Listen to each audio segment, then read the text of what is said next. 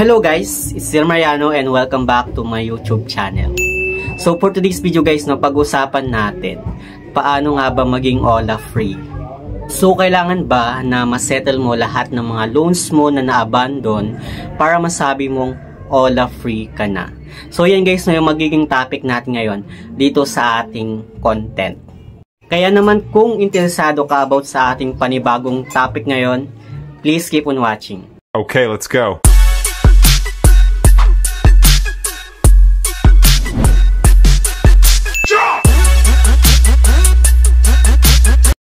Yun nga guys, yung magiging topic natin, paano ako naging OLA free? Kasi may nagsabi sa akin guys, paano ka naging OLA free samantalang hindi mo pa naman nasisettle lahat ng mga loans mo na na-abandon na? Okay guys, yan yung sasagutin ko ngayon dito sa ating content. About nga sa OLA free, paano ba tayo maging OLA free guys? Alam ko guys na marami sa atin na hanggang ngayon nakakaranas pa din ng kanilang depression dahil nga sa mga pambabanta, pang-haras ng mga agents sa kanila dahil lang na-delay sila ng payment or hindi sila nakapagbayad on time sa kanilang loan sa mga loan applications. Anyway guys, meron muna akong i-share sa inyo about last year na kung saan nabandon ko nga yung mga loan apps ko. But then, bago yun nangyari guys, good payer muna ako. Kasi sobrang talagang iniingatan ko yung mga loan apps. Ayoko talagang masira yung aking pangalan sa mga loan apps. Like, takot din ako nun na maharas ng mga agents. So, guys, tinatawid ko talaga na bayaran yung mga loan apps kahit na 7 days repayment pa yan. Dumating pa nga guys, sa point na naisangla ko talaga yung cellphone ko sa kakilala ko. Almost 4,700 yung sangla ko. So, para lang makabayad sa mga loan apps. But then, hindi pa talaga yung sapat guys na mabayaran ko yung mga loans ko or masettle ko yung loans ko kasi sobrang laki guys ng kanilang mga interest. And dumating din guys sa point na muntik ko na din noon na may benta yung refrigerator na napundar ko kasi para lang makabayad ako sa mga OLA. But then napitigil doon sa point na parang ang dami ko nang na-realize about nga sa mga loan apps. Isa guys sa mga na-realize ko that time is parang wala din akong napakinabangan dun sa inutang ko sa OLA kasi para lang ako nagtatapal guys ng kanilang mga interest, sobrang laki. Lalo na nabaon talaga ako sa tapal-tapal system. So kaya lang naman ako guys naghanap sa mga online kasi medyo nahiya talaga akong lumapit sa mga kilala ko, sa mga kaibigan, sa mga kamag-anak. Kaya talagang sa OLA ko lumapit that time. At isa guys sa mga una kong nalapitan ay si Tala. Pero kasi medyo mababa guys yung in-offer sa akin ni Tala, which is 2.5. Nakilala ko nga si Mr. Cash, hanggang sa nakilala ko din guys si Fast Cash VIP. So kaya ako guys pumasok sa loan or online loan kasi para guys pangdagdag ko, pangpuhunan sa tindahan ko. But then guys simula nung na-reject nga ako kay Mr. Cash, after kong masettle yung payment ko, dahil lang sa nag-advance payment nga ako kay Mr. Cash noon. So, nung na-reject ako guys, which is kailangan ko pa naman yung pera, kaya ako nagbayad ng advance payment para mabayaran ko na at maka-loan ulit ako. Pero nung na-reject ako guys, doon medyo sobrang talagang na-disappoint ako, parang feeling ko talaga nung time na yun.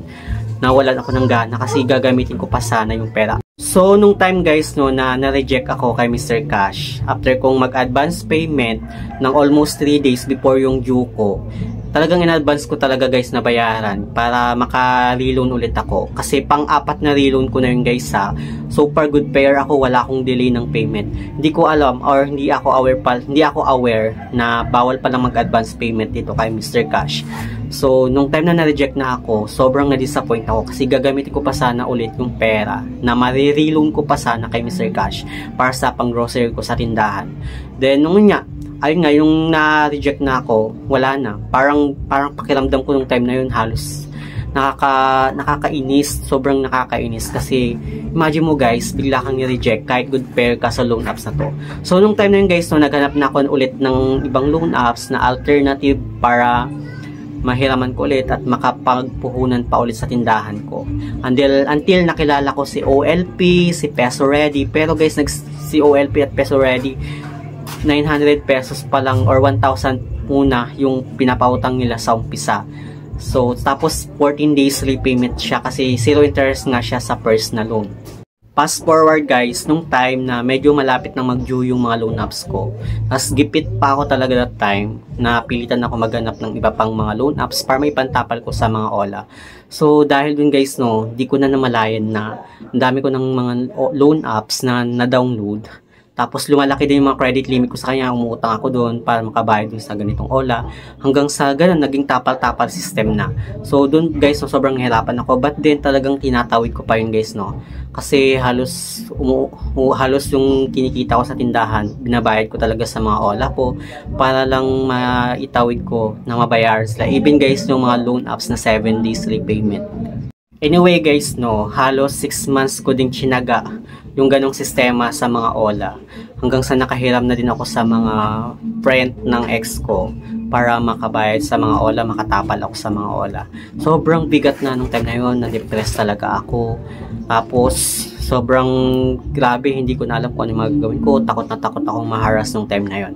Until talagang nanonood na ako guys ng mga vlogs about nga sa mga nag-a-advise sa mga hindi kagaya ko na hindi na kaya makabayad sa mga OLA, sa mga victims, even sa mga group guys na talagang nagbabasa na ako dun. Pati sa post ni Madam Kikay, kumukuha talaga ako ng lakas dun sa kasi ang dami ang sinishare about, dahil sa rin guys sa mga biktima si Madam Kikay Bautista. So ayun, nung time na yun guys, tumigil na ako sa OLA, tumigil na ako sa pag-OLA. Pero by that time guys, nagsasuffer na talaga ako ng depression ko. Ayoko nang lumabas ng bahay, wala akong ganang kumain, ayokong lumabas ng kwarto. Gusto ko lang magmukmuk sa kwarto, iyak lang ako ng iyak. Tapos pag kinakausap ko yung ex ko, iyak ako ng iyak, nag-share ako sa kanya ng problema ko kasi hindi ko na talaga kaya, sobrang bigat na nung time na yon.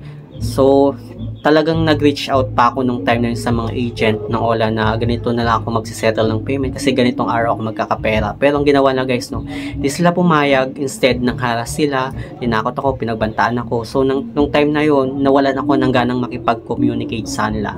Hanggang sa ginawa ko guys, nag-turn off SIM ako para wala akong na-receive na mga text nila, mga tawag. Nag-turn off SIM talaga ako guys. So wala na silang contact sa akin. Pero kinokontak naman nila guys yung mga contact list ko, yung mga contact reference ko. So ako naman guys, nadidepress na talaga ako ng time kasi tinatawagan na nila lahat ng mga sa contact list ko. So ang ginawa ko guys, kinausap ko yung mga sa contact list ko na wag lang sagutin yung mga tawag ng mga agent. I-block lang nila. Tinatawagan na yung ate ko, yung mama ko, yung mga yan. So nakiusap na lang ako sana na wag na lang sagutin yung tawag. Until nasundan ako guys ng mga agent sa Facebook account ko. So nung time na yon, nag-lock profile ako, nag-change name. Tapos actually guys, may isang OLA na nakiusap na bayaran ko sila kahit ganito pa konti-konti. Nagbayad talaga ako ng time na yun guys, nakapagbayad pa ako 1,000 pauna. Pero hindi nababawas dun sa loan apps ko. So parang tinigil ko yung ganun sa sobrang takot ko na kasi nga talagang nangaharas na sila eh. So yung time na yon, nag-deactivate na ako ng Facebook ng almost 1 month para makapahinga talaga yung utak ko, medyo na ako, parang makawala na ako sa sistema ng OLA. And dumating din guys sa point na ni-report ko yung mga agent ng OLA, yung mga pangharas nila. Nag-screenshot ako, nag-screen record, at yun nga, ni-report ko sila sa SEC, pati guys sa NBI dun sa kanilang website. Talagang ni-report ko sila, nag-file ako ng report na ganito yung ginagawa ng mga agent ng OLA, na hindi naman tama guys, kasi sobrang tindi talaga nila mangharas sa kanilang mga client kagaya ko. Almost 2 months din akong naka-turn off SIM guys, kasi sobrang depressed talaga ako nung time na yun. At 2 months din akong naka-deactivate sa Facebook. Pero may isa akong Facebook na walang picture ko, walang profile, ibang name. Kasi doon guys talagang doon kasi nagbabasa ako ng mga posts ni Madam Kikay, kumukuha ako ng lakas ng loob. At pati din sa mga group sa Facebook, ang dami kasing mga victim doon ng OLA. So doon ako kumukuha ng lakas ng loob, nagbabasa ako ng kanilang mga advice, hanggang sa medyo naliliwanagan na din ako ng time na yun na ganito part lang pala ng mga agent ang pananakot. Copy paste, yung mga yan, talagang hindi lahat hindi totoo. So ang gawin lang pala dapat is deadmahin lang sila, ignore mo lang sila, huwag kang magpapa-apekto sa mga pananakot nila. Until nung time na yun guys, natuto na akong man-deadma kasi yun pala, deadma lang pala yung weapon para maka-less na tayo sa mga pananakot ng mga OLA agent.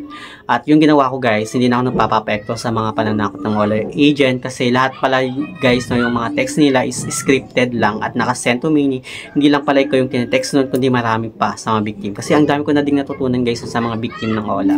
So ayun, ang dami kong natutunan guys until na-feel ko na nung time na yun na, nung time na hindi na ako nagpapa-apekto, doon ko lang na-feel na feeling ko OLA free na ako. So, sasagutin ko guys no yung tanong nung nagtanong sa akin about na paano ako naging OLA free. Ang dami ko pang mga OLA na hindi nababayaran. Okay, for me guys, ito yung personal na pananaw ko. Okay, magkaiba yung OLA free sa debt free. Okay, yung OLA free for me is yung tipo na hindi ka na nagpapa-apekto sa mga pananakot ng mga OLA agent, hindi ka na like nakalaya ka na sa ganong sistema. Tapos, hindi ka na, parang marunong ka nang mag-deadma kahit anong mga pananakot nila, pa-email nila, like, wala na sa'yo. Parang tinatawa-tawanan mo na lang, tapos masaya ka na. Masaya ka na, nagagawa mo na yung mga gusto mo, unlike before na nadidepress ka pa sa mga OLA agent, sa mga pananakot ng mga OLA agent. So, yung debt-free guys, yun yung nakalaya ka sa utang kasi bayad ka na sa lahat ng mga utang mo. Yun yung pinagkaiba for me ng OLA-free sa debt-free. Anyway guys, wala akong sinasabi na hindi ko nababayaran yung mga OLA na na-abandon ko. Like, plano ko talaga next year guys na bayaran sila pa konti-konti. Kasi may mga loan apps pa ako ngayon na kailangan ko pang tapusin. At medyo gipit pa ako. So next year guys, makakaluwag-luwag na ako siguro. At plano kong bayaran yung mga na-abandon ko na loan apps na legit na hindi nang harass sa akin. Kasi yung mga nang harass sa akin guys na OLA, wala akong planong bayaran kasi dun pa lang sa pananakot nila, bayad na ako eh. Anyway, sa mga kagaya ko guys na hinaras ng mga OLA agent kahit nakiusap naman, nagmakaawa na ganitong day babayaran pero ang ginawa, ang ending, hinaras ka, pinost sa Facebook, pinost na scammer daw. Tapos pinahiya sa mga kakilala, pinahiya sa mga contact list, tinawagan, mga contact list, mga contact reference, at kung ano yung mga pananakot pambabanta sa inyo. Ito lang may sabi ko is, wag nyo na silang bayaran. Kasi doon pa lang sa ginagawa nila, bayad na kayo. Actually, pwede nyo pa nga silang kasuhan sa mga ginagawa na kung kilala nyo lang yung agent na gumawa nun, pwede mong kasuhan ng cyber libel, pwede mong kasuhan ng data privacy. Kasi hindi talaga makatarungan yung ganong ginagawa nila. Like, tinaray mo namang mag-reach out sana pero ang ending, wala, hinaras. Huwag nang bayaran guys. Ito lang yung opinion ko lang kasi yun din yung guys, yung sinasabi ng mga victim ng OLA. So yun naman guys, yung ating topic ngayon. Sana meron kayong natutunan. Anyway, sa mga hindi pa pala guys nakakapag-subscribe sa aking YouTube channel, please don't forget to like, share, subscribe. Click the notification bell para lagi kang updated sa aking mga susunod na video. Thank you guys, thank you for watching and see you on my next video. Bye!